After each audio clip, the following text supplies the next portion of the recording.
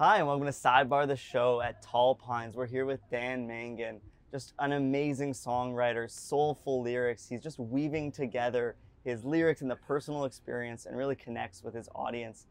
He's put out amazing records and has won 2 Junos. So it's great to have you in. How's it going? Nice to be here. Thank you for the kind intro. Yeah. So we're sipping on Heineken. I'm going Heineken. You're going Heineken Zero today. Oh, yes. So I know early on in your career, you were doing a lot of like Irish pubs. And there was yeah. even a time where you got frustrated with someone and were like cussing them out in the audience. Now you're playing to crowds, I'm sure, that are just like so silent and respectful and listening to every single word that comes out of your mouth. How does that early to late kind of translate? You know, I spent a lot of time in the dirt, like in cutting my teeth. And the truth is, like, I wasn't that good. Like, I had to, like, some people are just naturally amazing. I wasn't that. And so I had to do that to get good at this. And so I'm really thankful for it, you know? And I also, like, I remember being, you mentioned Irish pubs. I remember being in the corner of a bar where nobody came for me. Nobody knows who I am. And, like, slowly you'd get, like, 3 people sitting and listening and Right. stop chatting. And then, like, if you could get, like, 10 people or 15. And I remember kind of feeling like a boxer, you know, and I'm sort of like, by the end of this set, I'm gonna have like 40 people listening or whatever, Right. like trying to get, and so there was a lot of sort of like at that time, it did feel like I was like forcing people to pay attention to me, Right. and sort of like learning how to energetically be interesting to look at, Right. or whatever. And so there was a lot of training involved, because I'm not musically trained. Right. I can't read music. Yeah. I'm like an adequate guitar player. Like, you know, I just like, but I learned how to write songs, and I learned how to. You're a truly talented storyteller. Well, that's kind. Thank you. And I honestly, like, I see kids who are like 18 and they're just amazing, and they write amazing songs, and their voice is incredible. I just like so jealous. Like, Yeah. I think I didn't start writing like songs that I feel like were meaningfully me, or like, you know, authentically me. I feel like I emulated my heroes for a long time. And then in my mid-20s, it kind of started to click, and I started to like figure out what my voice or my angle was on songwriting. Right. And that was an exciting time, you know, to kind of feel like I wasn't just participating in this thing that other people do. Right. So my next question is, I know that early on in your career as well, you would kind of pose the question at the end of the night, well, like, I don't really have a place to stay. It's kind of interesting. Yeah. What was one of those stories that kind of turned into meeting someone that you never would have met another way? There's so many. I mean, there's people that I'm still friends with that I met from like crashing on couches, you know, 15, 20 years ago. But there was some horror stories too. I think at one point, because often I wouldn't know where I was staying, and I was like, oh, maybe I'll try and find a hostel or maybe whatever. But often if you just said to the crowd, like, you know, I don't have a place, I don't know where I'm staying tonight. If anyone has a couch or whatever. Yeah. And usually there's like a couple bros or whatever. They're like, dude, you could come hang with us. And the problem is that usually when you go and you stay with someone, especially if you don't know them, there's almost like, as the guest, you have to host in a way. Like you want to be polite. You don't want to intrude on their space. Well, and they're like, sweet, let's party till 4 in the morning. And you're like, I got to get up at 8 and drive another 8 hours to this other place or whatever. But I remember one time ending up in like someone's college dorm room, and I'm like literally crashing on like some pillows on the ground or whatever. And he's like, hey, just so you know, I like to sleep to music. I hope that's okay with you. Yeah. I'm like, oh, sure, man. Yeah, like whatever. Beggars can't be choosers. And he turns on like the most aggressive house music. Yeah. Like, perfect for sleeping. Cranks it like as loud as it goes. Like it is blaring all night. And I'm like, my head is like 6 feet away from the speakers. Right. And I remember there are some moments where I'm like, what am I doing? Yeah. What am I doing? Maybe I don't want to do this again. Yeah. The funny thing, I couldn't even tell you what town that was in, what year it was, or who. But it stuck with you. The name of the person. You know, I have no idea. Yeah. So I heard you were also doing that outside of maybe your music career, but in your travels, you flew to Auckland, no place to stay. Yeah. And I think that your motto was for that kind of trip and for those kind of trips were, you know, whatever you do and you survive, you grow. Yeah, yeah. So I guess I've done some research. I try. I try my best. So can you tell one of those travel stories outside of your Yeah. music career that's really stuck with you and helped you grow as a person overall? Well, it's interesting. So as a kid, we moved all the time. Yeah. Like the only constant was change, you know, Right. like I think by the You're time once the youngest of 6? I was the youngest of 3, and then at one point the youngest of 6, including Yes. stepbrothers. Yeah. And by the time I was 19, I'd lived in 15 homes. Wow. Like we moved constantly. And as a kid, I didn't think much of it because it was all I knew. Yeah, it was your norm. As a grown-up who has kids, Right. I look back and I'm like, what was going on? Like what insanity was that? But I think that it did prepare. I was always every school I was ever at, I was the new kid, because like I was changed every year. I was like, or if I was there even for 2 or 3 years, because I didn't start with everyone else. Anyways, I think that did prepare me. I sort of approached the world and traveling with like, you know, every time you like finish a day and you find somewhere to sleep, and you wake up in the morning and you're still there, like it didn't kill you. Like you've broadened your horizons of what your comfort zone is continually stretched. And, you know, I wasn't terribly talented in those early days, but I had a lot of gumption, and I think I had, you know, a little bit of street smarts. Like I could kind of just like go somewhere, make a gig happen, figure it out, get paid, find somewhere to stay, stuff the money in my shoe, reduce costs. Yeah, exactly. And I've always been, I have a healthy appetite for the world. I like traveling. I've always been really ambitious. I've always dreamed big, and I'm obsessive. Like I you know, it's probably something to talk to a therapist about. But like if I'm in a project, I'm working on a song or something, like my wife will have to like, you need to go to bed, like like get out of here, like, you know, you're almost addicted to the game. Yeah, like 12 hours. I haven't gone pee. I haven't had a sip of water in 12 hours. I'm just like focused on working on a song or something like that.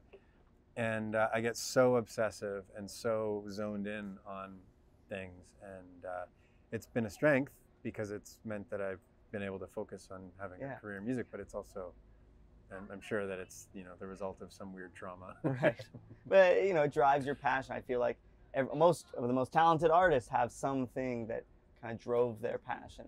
So it's good to have. If you know what it is or you don't know. Yeah, and I've often said that I was really lucky in that when I was young, I knew what I wanted. Yeah. And I think that, honestly, I think getting what you want isn't as hard as figuring out what you want if you don't know. Right. So if you're like, well, I could be an accountant, or I could be a professional surfer, or I really like, you know, like finger painting. Like if you have like you don't really know what you want to do. Yeah. That's really tough. I think that's like a lot of existential uncertainty. And then figuring out how to get any of those things is marred with the uncertainty of, is this what I should be doing? Right. Whereas if you have no uncertainty, if you're like, no, I'm a musician, this is what I'm doing forever. All drive. Exactly. Then it's like the idea of a plan B is ridiculous because it's all you want to do anyway. Right. And all chips on the table. You know, I never had a plan B. Like and everyone I knew who had a plan B is doing a plan B. And I think, so you know, something to be said about making a plan B. Yeah, and I don't want to like dive into like gross modern like hustle culture. Yeah. I'm not like you gotta work, you know. Yeah. But there is an element to it where it's like nobody wants this for you to happen as badly as you want it to happen. So, you know, you have to sort of be in the process of trying to remove the obstacles between what you want and where you are. Yeah. Awesome. And and I mean, it's also, I don't want to reduce art to like, you know, logistical puzzle pieces in that way. You can't. Because there is an element of it that's completely ephemeral and mystical and fantastical and magic. And so you're constantly in this world where you're kind of like marrying the amazingness of music and all how exciting that is with the very practical thing of like, okay, how do I get my rent paid, and how do I, you know, make money doing this? That is, I think, the big hurdle with a lot of artists is, you know, living their dream or living their passion, but also, you know, learning how to plan around the logistics, which is hard to do, hard to balance. So the next bit we're going to do is Backstage Pass, where I went backstage on your social medias and your Instagrams and tried to find a photo that I'd like some explanation to. Sure. So this is the one. It's a very old photo. And I was hoping I get some explanation to this one. Yeah, we were in Australia, and we were staying at this guy Jeff Trio's house, who was my agent, and he lived just south of Sydney in this place called Cronulla, and we're staying there. And this house was like, it was kind of like a frat house, but no fraternity. You know what I mean? Like, yeah, like the bathroom probably hadn't been cleaned in 10 years. Jeff was a bachelor. But he inherited this house from his parents. So it was just this big house, and like his friends were kind of staying there on and off all the time. People would just show up and one of the dudes who was living there at the time just had like a little cubby, and it said bags of weed, you know, whatever, honor system. Yeah. And I thought it was hilarious. You know who else was there at the time? Yeah. Was Jeff Martin, who's the singer of the Tea Party. Yeah. And he lives in Australia. He has like a family in Australia and stuff. And it was the weirdest. It was a very weird time. Yeah. Yeah. It sounds like in Australia of all places, I feel like marijuana is not very common there. I was expecting it to be in Canada or somewhere it was more, because I think the only place really in Australia for weed is a place called Nimbin, which is the weed capital of Australia. Nimbin. So it's interesting that of all places, that's where it was. But it seems like a really cool system. Yeah, and I honestly, like when I was a young adult, yes. I partook as much as anyone else. Loved it. Giggle with my friends, yeah. and jump on the trampoline or whatever. And then I had this paralyzing panic attack one time, and I basically just like I can't handle it. I'm just like, yeah. I'm a wuss. Like when it comes to substances, like you like to stay on the surface. Well, I mean, I really like mushrooms, but that's different. Yeah. I don't know. For some reason, it feels different. I like bonding drugs. Right. I like drugs that make you feel bonded with yourself and with other people connected to the earth and living things and right. introspective. Yeah. I don't like party drugs. So as a West Coast man yourself, have you listened to Seth Rogen's audiobook? No. Because I feel like he talks about that a lot. Obviously, he talks about drugs as he loves the weed. He loves the weed, but he was talking about mushrooms and being in control, out of control yeah. of all those things. I think you might like it. It's very well done and very West Coast. Yeah. He grew up just like 10 minutes away from me. Really? Yeah. He was a year older. He went to Point Grey High School. Have you ever met him? I sort of, kind of, briefly. Yeah. I was at an event where he was inducted to the Canadian Hall of Fame. Yeah. And we did like a nod and a wave. No, honestly, I'm a big fan. I think he's really funny. Yeah. I think he's a really interesting person. I think everyone from that Freaks and Geeks scene is. I've become good buddies with Busy Phillips, and like I don't know. I hope he's heard my music. Yeah. Because he's from Vancouver. Right. It's not impossible. Probably has. There's a few Vancouver celebrities that I'm just like dying to meet one day. Right. So speaking on comedians, I know you have had several stints on Comedy Bang Bang, and you met Sarah Silverman and Nick Kroll, and you even made Scott Aukerman belly laugh one time. That was a big deal. Can you tell me a little bit about those experiences? Yeah. So I got an email from my publicist. I was in LA. It was like 2012, and I guess they had sent my record of Fortune to Scott Aukerman. I didn't know who Scott was. I knew nothing about Comedy Bang Bang. I barely knew what a podcast was. This was like early days of podcasting. Yeah. But I show up and Sarah Silverman's there, and I know who she is. Yeah. And Nick Kroll's there, and I kind of recognized him. I didn't know. This is before the Kroll show and stuff, so he hadn't really blown up yet. Yeah. But I show up, and like everyone's in character, and I'm playing sad songs. I was like, I don't understand what's happening. Why am I here? But Scott took a liking to me, and he's such a good dude. And he's had me on the show 8 times. So I've like had this kind of inroads with the Comedy Bang Bang scene. I've met so many comedians through it. And yeah, it is funny how I've ended up pals with a lot of people from the improv world down there.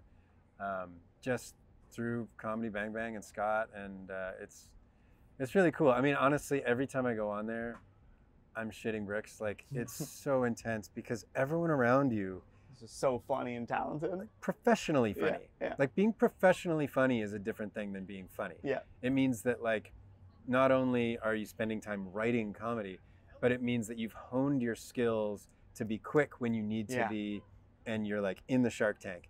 And in those zones, like sometimes Scott will throw to you and he'll be like, well, what do you think, Dan? Like whatever. And you just have to be funny. On command. And like, it's like, there's no long jokes in that format. Like you're funny, quick. Yeah, you gotta be quippy. Boom, boom, boom, boom, boom. Probably a lot of callback jokes. A lot of callback and a lot of really quick stuff. And so my heart's pounding. Yeah. And it's not that I'm completely unfunny. Right. Like I have a humorous part to I like cracking jokes, but I'm not funny like that. And so you're constantly in this thing where you have to be funny enough that you're participating and you're not like a drag, and you have to be active enough that you're not just like a weird bystander. And yet, if anyone gets the sense that like you're trying to eat up too much time or like you're trying to like be funny, yeah, you will get trampled in a heartbeat. Yeah. And it's not that it's competitive or anything like that or like chaotic. It's just like so fast and everyone else is so good and so right. practiced. I feel totally out of my league when right. I'm on there. But I've been on there 8 times. I've been on this Comedy Bang Bang more than any musician, I think. You're a fan fave. And it's I get mentioned on like the Comedy Bang Bang Reddit threads right. and all that stuff. It's really cool. Cool. And I love the scene and I love the fans and yeah, it's really awesome. cool. So I heard, one of your favorite sets that you've ever seen live of any musician. I know you're a huge Radiohead fan and have seen, listening to that album for your whole life. Glastonbury 2012 or 2013. Yeah. You hear this rumor Tom York's gonna be on stage and you get to see that. Yeah. Is that still your like overall top concert? Has anything come close? There's one concert that bested. Okay, so first to describe that, we were at Glastonbury and all of a sudden like everyone's moving in one direction. Yeah. And so it's like there's whispers like what's going on? Well, it seems like Tom York and Johnny Greenwood are gonna do a duo set. So they weren't at the big stage, they were kind of like off on the hill, one of the side stages. And like you could just see this wave of people right. crossing Something's the going on. ground. Something's going on over there. Everyone's going. And we get there and they played a duo show. It was incredible. And they finished playing Karma Police, just acoustic on guitar and electric guitar. And everyone's singing, for a minute there I lost myself. Everyone's singing. And then Tom finishes the song and it's over. But the crowd keeps going.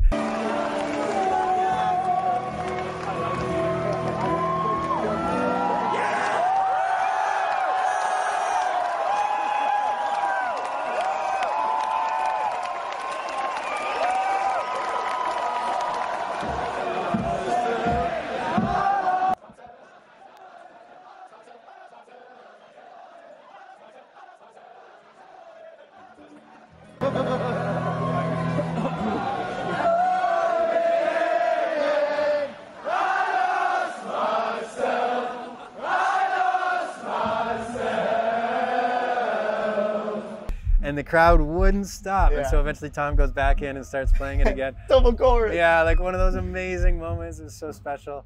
But actually the best concert of my whole life was Radiohead at Thunderbird Stadium. Right. In the pouring rain. It was the In Rainbows tour. Dumped rain the whole time. Right.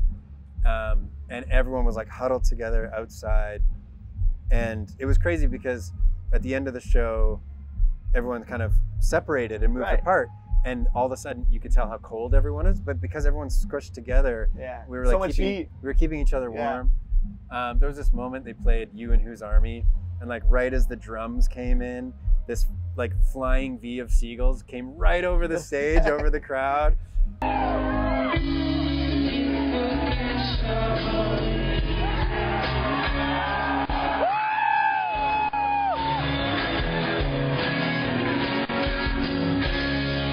It was just like, I feel like those are the moments you never forget. Oh my God, it was so perfect, and the show was incredible, yeah. And I got to go backstage and meet Ed O'Brien after, and yeah, it was really, really cool. All right, well, we're going to do this bit where we call Concrete Jungle, Wing Street Tomato.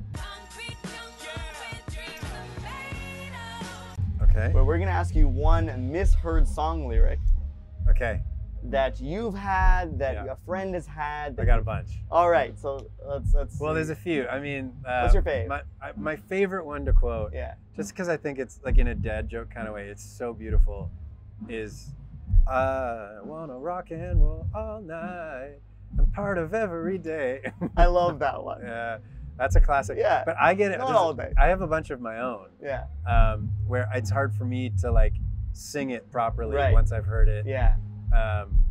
I have a line in a song called Mouthpiece, whereas I want to taste resilience on my tongue. Yeah. And at one point, somebody said, I want to taste Brazilians on my tongue. I want to taste Brazilians on my tongue, love beyond concern. That's a good one. And that's hard to, get away from. So I know that, like, Gord Downie was once someone you really looked up to, kind of taught you the intellectualness of music growing up, and he saw you play at Massey Hall, and you got to meet him through a Hayden event. Yeah. Can you tell me a little about what that meant to you? Yeah, I mean, as a kid, I was a huge Tragic Day fan. Yeah. Day for Night and Fully Completely. Like, I knew those albums front to back. Yeah. And I think, like Gord Downie, I think he kind of showed that music could be intellectual and popular at the same time. It could be like academic and also like played in bars, and that was really cool. And then when he was diagnosed, or they made it clear that he was terminal, I had met him a few times just through mutual friends or at music industry events or whatever, and he was always very kind. But I sort of made peace with the idea that he was never going to see me do my thing, and that it was a one-way street. It was sort of like, okay, well, I've gained from him and known his music. He won't know my music, but that's okay, whatever, no big deal.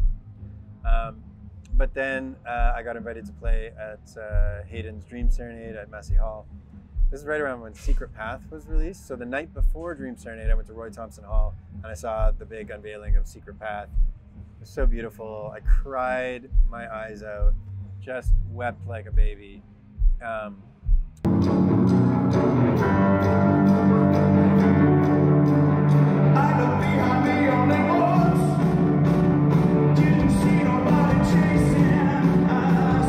And then the next day it was announced that he was going to be the surprise secret guest at Dream Serenade. So he starts off the night, everyone's so excited that he's there. So many feelings, right? Secret Path is a very emotional album and concept tied to, the injustices of First Nations people, persecution of First Nations people in our country.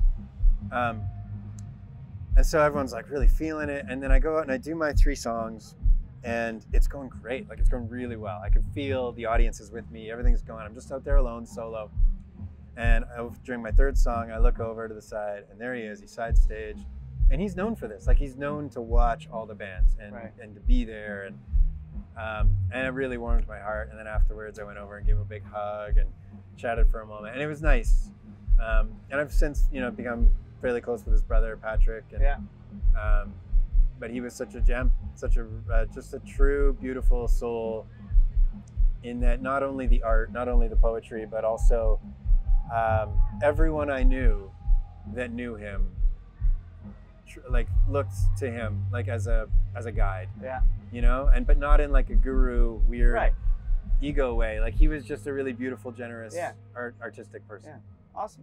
Well, I think we're out of time, but thanks so much for coming in. Do you want to address the camera, say what you've got going on next, what you've got going on right now, going on stage tonight? I'm Dan Mangan, and we are here at Tall Pines. We're going to play Tall Pines, full band. Got a bunch of shows in Ontario coming up this fall alone. And we have lots and lots of exciting music up our sleeves that we are looking forward to getting out there. My name is Dan Mangan, and I'm thrilled to be... I will say that I am from BC, so these are like pretty tall pines, but we have like really tall pines. Anyway, this is a song called Basket.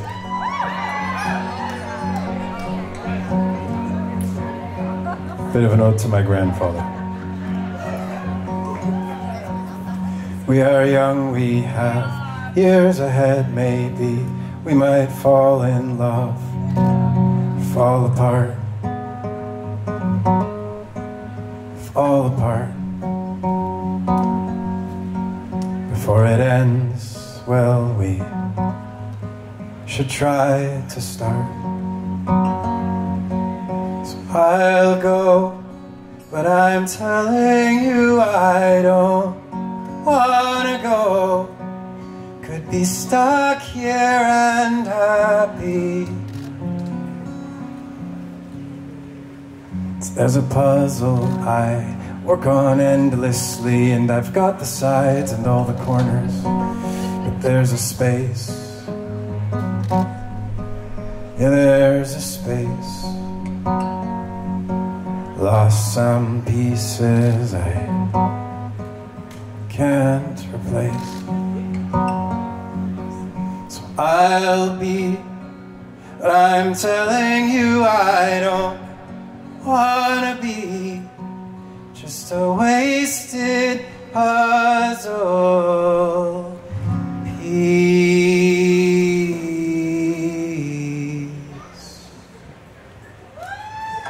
So we are old and our son took the dog away. Fair enough, guess we're tired all the time. All the time. And you know dogs, they need ample time outside. So I'll stay, but I'm telling you I don't wanna stay. So I'll brace myself against the wall and hope to God that I don't fall. My bones are worn, my hip won't hold. I used to be so young, but did I get so old? Won't you take my cane and hold my hand? You're holding on to all I have, just a basket full of memories, and I'm more each day it seems. But if I can make it to the street, I'll steal a car or a bike or whatever there is to steal. And it might get cold, I just don't care. I'm going till I'm getting there. I'll ride my steed all through this town till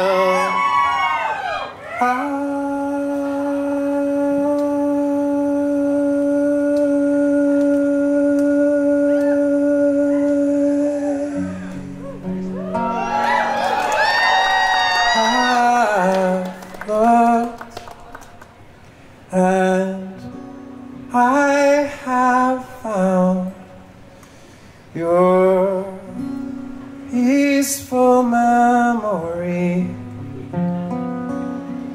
Won't you return to me? Won't you return?